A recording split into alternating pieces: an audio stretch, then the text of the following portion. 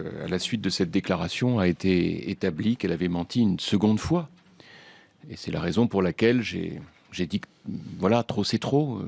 À partir de combien de mensonges de la part de la ministre de la Justice doit-on considérer qu'elle ne peut plus continuer d'exercer sereinement ses fonctions? Et cette question, je la pose au président de la République. On découvre, à partir du moment où elle brandit les rapports, que tout lui était donné dans le détail. Le Premier ministre a menti également, en disant « je n'étais au courant de rien ». Il faudrait rajouter à la liste le ministre de l'Intérieur, qui, sur votre antenne hier matin, a dit « moi j'ai appris ça par la presse ». Non, d'après vous? Enfin, écoutez, toute la journée d'hier, on s'est posé la question. Enfin, il y a, d'après ce que dit la presse, une cinquantaine de policiers qui ont été chargés des écoutes téléphoniques concernant Nicolas Sarkozy et son avocat.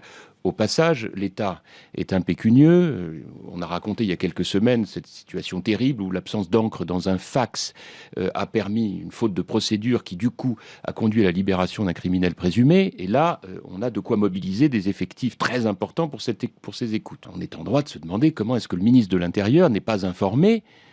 C'est soit qu'il a menti, soit qu'il est ridicule, mais c'est absolument incompréhensible. Incompréhensible. D'ailleurs, disons les choses, personne aujourd'hui ne le croit.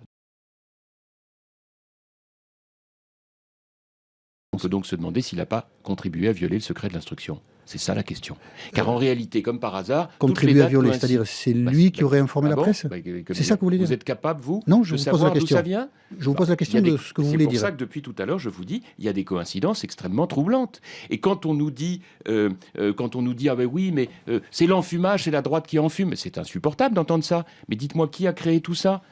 Qui a généré, comme par hasard, toutes ces mises en cause? Et je dis aux Français, ne vous faites pas avoir, ne soyez pas dupes. C'est un gouvernement aux abois qui a donné beaucoup de leçons de morale aux autres et qui ne se les applique pas lui-même.